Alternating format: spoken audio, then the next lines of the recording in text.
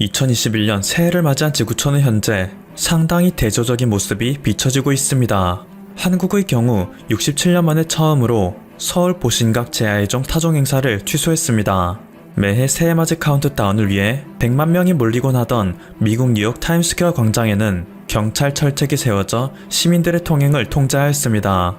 프랑스에서는 오후 8시 이후 야간 통행 금지령 시행을 위해 10만 명이 넘는 경찰이 배치되기도 했습니다. 사태를 이렇게 만든 원인은 오직 중국이 전 세계에 퍼뜨린 코로나19라 할 수 있죠. 그런데 아이러니하게도 중국은 다른 국가들과 대조적인 새해맞이 모습을 보였습니다. 코로나19 진원지로 밝혀진 중국 우한의 중심가에서는 새해를 축하하는 인파가 길거리로 쏟아져 나왔습니다. 대부분 마스크를 착용한 모습이라고는 하지만 코로나를 퍼뜨림으로써 전 세계에 재앙을 선사한 지역이라고는 도저히 상상할 수 없을 정도로 활기찬 모습이었습니다. 중국은 지난 15일 이후부터 보름 동안 300만 명 이상의 자국민에게 중국산 백신을 접종하고 있다 밝혔습니다. 지난 7월부터 11월 말까지 이미 150만 명의 국민들에게 백신을 접종했다 발표한 것을 감안하면 이제 중국은 500만 명에 가까운 국민들에게 백신 접종을 한 셈이죠. 그리고 다음 달 초까지는 5천만 명의 국민에 대해 백신 접종을 마무리하겠다는 계획을 발표했습니다. 정의신 국가위생건강위원회 부주임은 여태까지 단 한 건의 부작용도 보고되지 않았다 라며 중국산 백신의 안정성에 의문을 제기하는 다른 국가들에게 일침을 날리는 듯한 발언을 하였습니다.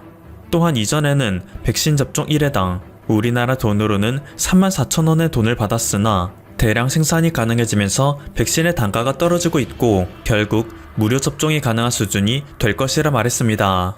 백신을 만든 중국 회사 시노팜, 그곳의 대표인 양샤오밍은 지난 1일 중국 관영 글로벌 타임스와의 인터뷰에서 시노팜 백신은 예방 효과가 79.34%에 달한다. 이는 WHO의 기준을 훨씬 상회하는 수치이고 부작용도 없다 라며 자신감을 표했습니다. 그런데 한 가지 이상한 점이 있습니다. 중국에서 그토록 홍보하는 시노팜 백신은 사실 중국에서도 아직 정식으로 완전 승인을 내리지 않은 백신이라는 것인데요. 얼마 전까지만 해도 중국 공산당에서는 시노팜 백신에 대한 접종 승인을 내리지 않았습니다. 실제로 중국 공산당의 고위 간부들은 시노팜 백신을 믿지 않았기 때문에 화이자나 모더나의 백신을 불법으로 수입해와 접종하는 모습을 보였죠.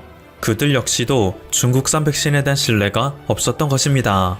하지만 시노팜에서는 무허가 백신을 자국민 수백만 명에게 접종하며 안정성을 시험했고 이에 한술 더 뜬 공산당에서는 해외 시노팜 백신을 수출하는 모습까지 보인 것입니다. 그리고 얼마 전 중국 공산당에서는 뒤늦게서야 시노팜 백신에 대한 접종 승인 결정을 내렸는데요. 그마저도 완전한 승인이 아닌 여러가지 까다로운 조건이 달린 조건부 승인이었습니다. 시노팜은 2021년에는 10억 도즈의 백신을 생산할 계획이라 밝혔는데 중국 공산당에서도 제대로 신뢰하지 못하는 백신이 대체 누구에게 접종될지 의문의 목소리가 커지고 있는 상황입니다. 하지만 중국 내에서는 이런 상황에 대해 의아한 목소리를 내는 사람이 단 한 명도 없습니다. 아니, 옳은 목소리를 내는 사람은 없어진다는 것이 더 정확하겠죠. 코로나19의 발원지인 우한 지역에서 전 세계를 향해 끊임없이 경고를 했던 중국 의사 리원 양이 꽤 신뢰하며 현장을 함께하던 동료 의사가 있습니다. 아이펀은 2019년 12월 자신의 병원에서 사스와 증세가 유사한 환자가 잇따라 발생했다는 소식을 병원의 의사들이 참여한 단체 채팅방에 올린 바가 있습니다. 그리고 이 소식을 들은 리원 양이 자신의 의대 동창들이 참여한 단체 채팅방에 이 사실을 알린 것이죠. 즉, 리원 양이 호루라기를 본 사람, 내부 고발자라면 아이펀은 호루라기를 나눠준 사람인 것입니다. 그런데 아이펀은 작년부터 중국 공산당에게 대외 발언 금지령을 당한 상태입니다.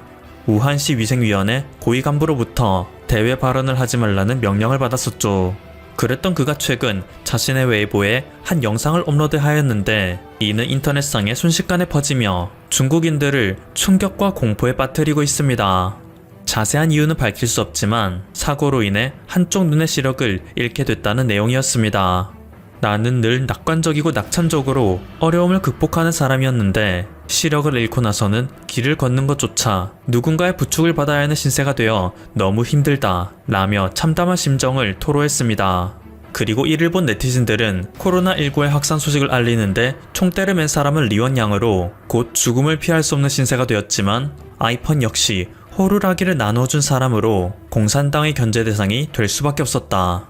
그가 한쪽 눈을 잃은 것은 공산당의 경고임이 틀림없다 라며 중국 공산당의 잔혹한 내부 통제에 두려움을 느끼고 있습니다. 이 소식은 일본에도 전해졌습니다. 그리고 일본 대다수의 네티즌들은 일본인은 눈앞에 중국산 백신이 있다 하더라도 맞지 않을 것이다 라며 한국과 마찬가지로 중국산 백신에 대한 무한 불신을 보여주는 상황입니다. 특히 일본은 2월 하순부터 백신 접종을 할 수 있도록 준비 단계에 들어가고 있기 때문에 중국산 백신을 맞을 이유가 더더욱 없기 때문인데요. 일본은 한국에 비해 유통 시스템이 후진적이고 산지 직송을 위한 콜드체인 시스템 역시 발달되어 있지 않습니다. 그래서 이 콜드체인 인프라를 단기간 내에 어떻게 빨리 구축할 수 있느냐가 관건이라 말하고 있죠. 어찌됐든 2월 말부터는 백신 접종이 가능하도록 한다 하니 일본 국민들은 하루 3,000명 이상의 신규 확진자가 발생하더라도 정부의 빠른 일처리에 모든 희망을 걸고 있는 상황입니다. 그런데 최근 일본의 고위층에서는 이상한 정황이 포착되었습니다. 이것은 지난 1일 일본의 마이니치 신문에 의해 폭로된 사실입니다. 일본의 주요 정보기술업체 사장과 부인이 도쿄 시내의 한 병원에서 중국 시노팜의 백신을 접종했다는 것이죠. 현재 중국의 시노팜은 합법적으로 일본에 들어올 방법이 없기 때문에 중국 공산당의 브로커가 일본에 무단 반입해온 백신을 일본의 부유층들이 접종하고 있는 것입니다. 심지어 이 백신의 가격은 1회당 10만엔, 한화로 약 105만원의 터무니없이 비싼 가격을 보이는데요. 곧 있으면 화이자 백신의 전국민 보급이 시작될 텐데 왜 굳이 비싼 가격에 불안한 안정성을 보이는 중국의 백신을 불법으로 수입해서 맞느냐는 의문의 목소리가 나옵니다. 대기업의 창업자, 금융회사와 가전업체, IT업체 등 총 15개 대기업의 대표들, 그리고 그 가족들도 시노팜의 백신을 맞고 있다 하기에 혹시 일본의 유통망에 치명적인 결함이 있어 화이자의 백신이 올해 상반기 내로 보급되는 것은 사실상 불가능한 것이 아니냐 의심하는 이들도 생기고 있습니다. 한편으로는 중국 공산당의 브로커가 직접 들여온 만큼 중국 정부가 일본에 커넥션을 만들어 일본 국민들에게 보급하는 코로나19 백신에 중국산 백신을 다량 섞기 위한 과정이 아니냐는 말도 나옵니다. 실제로 시노팜을 들여온 브로커 당사자는 자신이 친한 공산당 간부가 직접 중국 제약회사와 협력해 일본 내에 중국산 백신을 널리 알려달라는 부탁을 받았다 합니다. 그동안 중국산 백신에 대한 불신 여론을 형성해왔던 일본의 국민 여론과는 전혀 상반되는 상황인 것인데요. 백신을 접종한 대기업 CEO의 변명은 더욱 황당했습니다. 코로나19에 감염되면 자기관리 허술함을 드러내는 것이다. 이는 기업의 경영자로서 도저히 용서받을 수 없는 것이다. 사실 일본은 겉으로는 반중의 성격을 띠고 있지만 현재의 상황으로서는 대놓고 반중 행보를 보이기 어려운 것이 현실입니다. 특히 코로나19 백신에 대해서는 찬물 더운 물을 가릴 때가 아닙니다. 도쿄도는 이미 하루에 1,300명 이상의 신규 확진자가 나와 비상사태 선언을 정부에 요청한 상황입니다. 2021년으로 연기되었던 도쿄올림픽 역시 스가 총리는 반드시 성공적으로 개최하겠다 라고 공언했지만 일본 내 설문조사 결과 63%의 일본 국민들은 이것을 반대하는 입장을 취했습니다. 일본은 도쿄올림픽을 유치한 이후로 수도 도쿄에 막대한 자본이 몰리기 시작했고 그동안 바닥을 모르고 내리꽂던 부동산의 가격도 상승세로 전환한 상태였습니다. 하지만 2021년에 마저 도쿄올림픽이 취소되게 된다면 그동안 끼인 도쿄올림픽의 거품은 한순간에 터질 것이고 이는 일본에게 새로운 버블 붕괴를 가져올 것이라는 불안감의 목소리가 이곳저곳에서 나오고 있는 상황입니다. 그래서 일본 정부에서는 어떻게든 백신을 빨리 보급하기 위해 수단과 방법을 가리지 않는 한편 자국민들에게는 어서 일상으로 돌아가라는 주문을 하고 있죠. 외출 자제는 코로나의 감염 억제에 역효과를 낼 뿐이라는 황당한 기사를 통해 국민 여론을 돌리는 모습까지 보입니다. 다른 언론사에서는 독일에 가서 겨우 알았다. 일본의 코로나 감염자 수가 적은 이유 라는 기사를 통해 유럽에 가보면 일본이 얼마나 양호한 수준인지 알 수 있다 강조하는데요. 독일은 이미 오래전부터 비상사태 선언이 발효된 상태이고 강력한 봉쇄 조치를 내리고 있지만 일본보다 훨씬 심각한 코로나 감염세를 보인다 지적합니다. 독일의 거리를 돌아다니다 보면 곳곳에 마스크 착용을 의무하는 표지판이 붙어있긴 하지만 식사를 할 때 벗은 마스크를 테이블 위에 놓는다든지 수시로 눈과 코 또는 입을 손으로 만진다 지적합니다. 일본의 경우 집에 돌아가면 손을 씻고 양치를 하는 것이 일상화되어 있는데 독일은 전혀 다른 모습을 보여주기 때문에 코로나19의 확산이 더욱 빠른 속도를 보여준다 강조합니다.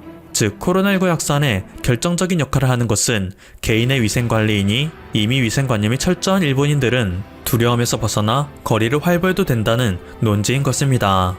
독일의 마스크 경력은 단 3개월, 일본의 마스크 경력은 최소 50년이라며 민도가 훌륭한 일본인의 자긍심을 고취시킵니다. 중국이 코로나에 맞서 서사시적 역사를 새롭게 썼다며 자화자찬하고 있습니다. 역시 중국다운 발언입니다. 중국이 프로파간다에 얼마나 목숨을 걸고 있는지 잘 알 수 있는 대목입니다. 그런데 중국의 실제 상황은 어떨까요? 실체를 정확히 알 수는 없습니다. 이유는 통계를 조작하고 있기 때문입니다.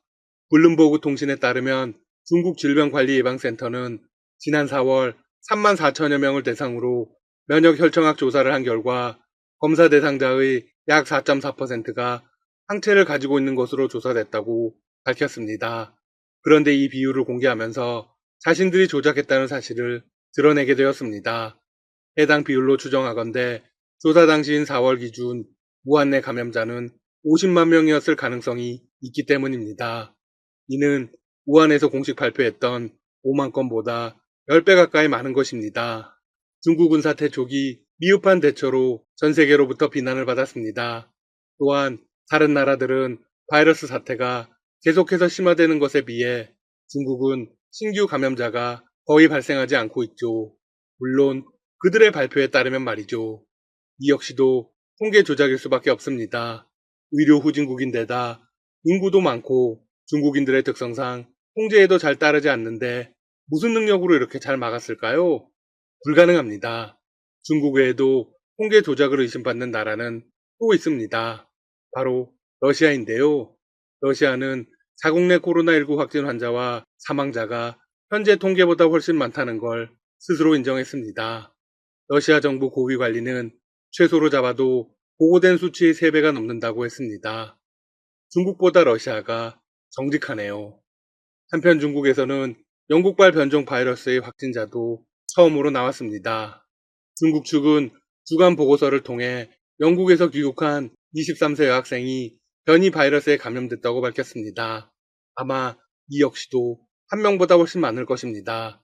상황이 이런데도 시진핑 중국 국가주석은 앞서 언급했던 대로 2021년을 맞는 신년 대국민 연설에서 스스로를 영웅적이었다고 자평했습니다. 시 주석의 신년 연설은 국영 CCTV 등 관영 매체가 총동원된 가운데 진행되었습니다. 그는 이렇게 포문을 열었습니다. 2020년은 극도로 평범하지 않은 한 해였다. 갑자기 나타난 코로나19의 직면에 우리는 인민과 생명을 최우선으로 하는 인류애로 끈질기게 전염병과 싸우는 서사시적 일대 역사를 썼다. 이어서 평범함이 위대함을 주조하고 영웅은 국민에게서 나온다. 위대한 조국과 인민, 자강불식의 민족 정신이 자랑스럽다고 덧붙였습니다. 이후 자신들의 경제에 관한 자부심을 내비쳤습니다. 시 주석은 코로나19의 어려움을 가장 빨리 극복하고 중국이 세계 주요국 가운데 먼저 플러스 경제 성장률을 달성할 것이라고도 했습니다. 중국의 국내 총생산이 2020년도에 100조 위안, 우리 돈 약 15조 3,800억 달러를 넘어설 것으로 전망된다. 중국은 올해 플러스 성장을 기록하는 유일한 주요 경제국이다. 연설 말미에 시 주석은 자신들의 흑심을 드러냅니다.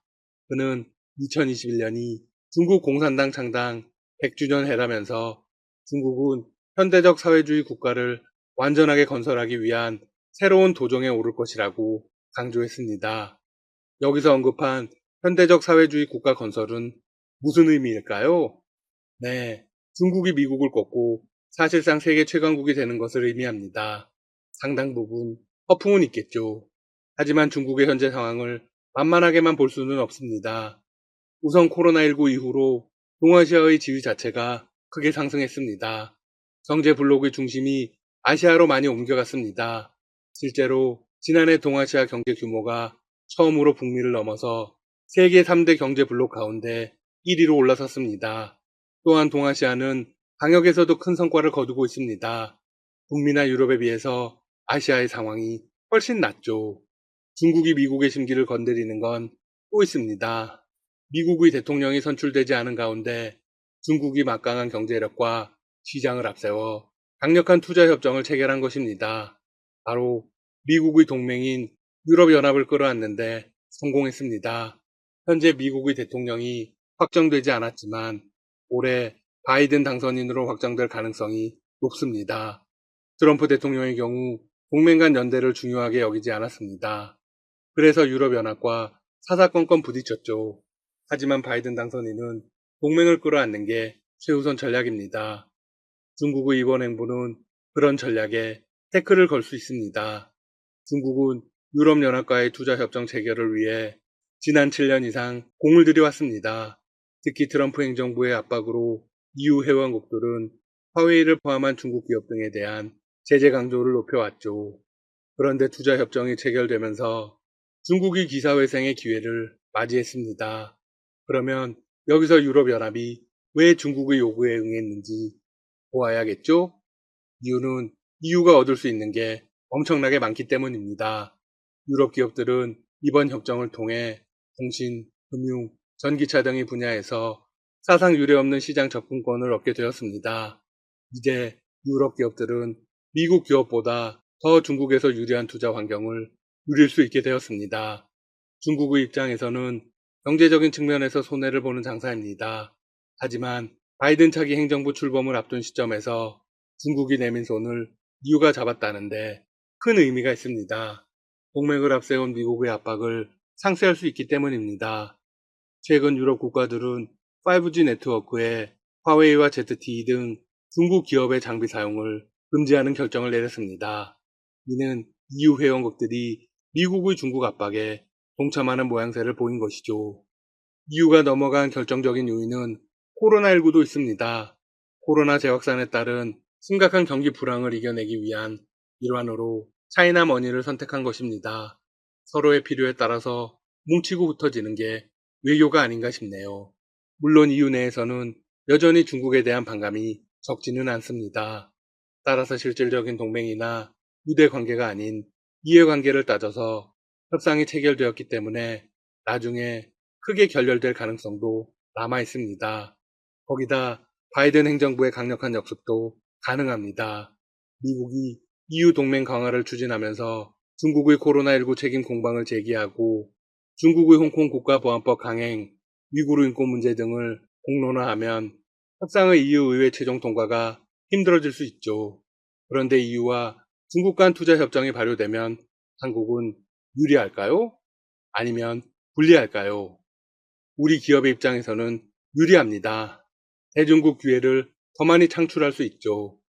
중국은 한국이 제2위의 투자 대상국입니다. 미국 바로 다음입니다. 또한 중국은 한국, 일본과의 관계를 무척 중요하게 여깁니다. 그들은 공공연히 미국과의 관계를 강화하더라도 중국을 겨냥하지 않기를 바란다고 인정하고 있죠. 중국은 이미 미국의 동맹인 한국, 일본까지 포함한 14개국과 영내 포괄적 경제 동반자 협정 RCEP를 체결했습니다. 또한 포괄적 점진적 환태평양 경제 동반자 협정 CPTPP 가입에 대한 관심도 나타낸 상태입니다. 국제적 고립 상태였던 중국이 전략을 바꾸고 나온 것입니다. 새해에도 한국 기업들이 멋진 활약을 이어가길 바랍니다. 지금까지 닥터시사TV였습니다. 여러분 시청해주셔서 감사합니다. 구독과 좋아요 부탁드립니다.